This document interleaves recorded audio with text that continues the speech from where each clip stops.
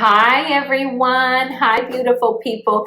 Okay, this video is inspired by my tens of thousands of patients that have come in that I've had the privilege of helping with hearing or auditory issues. And this one is also very personal because this is also encouraged by my family, who we have a beautiful member of our family who struggles with severe hearing loss due to his service in the military. Thank you so much to all you watching that have served our military. You and your families are just amazing. When you have a loved one that has hearing loss, it is really, really important that before you start communicating, you always get their attention. You either tap them on the shoulder, on the arm, or call their name or a term of endearment, honey, darling, their first name, and they must respond before you start communicating. So if you say darling and they don't respond, they haven't heard you. And if you've seen in my earlier videos, you know I share about how when we have hearing loss, permanent hearing loss, our brain loses the ability to reflexively process and encode speech.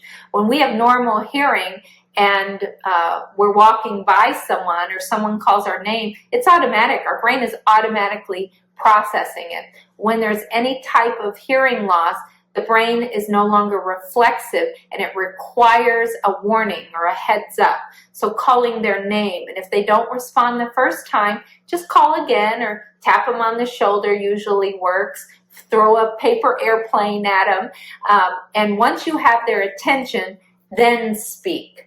Because once there's permanent hearing loss and it's no longer reflexive, their brain, if it's focused on anything else, even if you see them just staring outside, rocking in the chair, watching the birds, that's what they're focused on. They're not going to hear you call their name necessarily the first time. You may have to recall their name. So just to give you that food for thought, and I know it's difficult because you can't tell someone has hearing loss. Again, if I were trying to show you a picture and you couldn't see it and you were squinting, we would get the picture closer so our loved one could see. Our ears don't squint.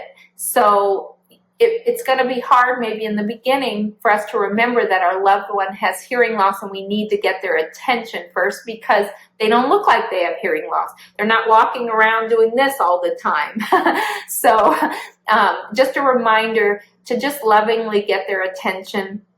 And even with normal hearing, if I'm at my kitchen sink and my beloved calls my name from behind, I have to turn off the water and turn and face him because I can't process the running water with my back to him and what he's saying. So imagine that with hearing loss. And if you ever want to have compassion or empathy for those with hearing loss or a loved one with hearing loss, get some hearing protection or napkins or something and wad them up and put them in your ears. Now you're only going to get about a 10 to 20 decibel drop, so it's not very much. It's not. Most people have more significant, if there's hearing loss, they have more hearing loss than that, but it will give you an idea when you clog your ears and you go about your day how frustrating that is. And mentally frustrating, and you can see maybe an insight into your loved one's frustration or what they're dealing with on a day-to-day basis. And hopefully they're treating their hearing loss. And remember, even if they're treating their hearing loss, always get their attention. Even though we're treating it, we're giving the brain back the sound it was missing, we're not curing it.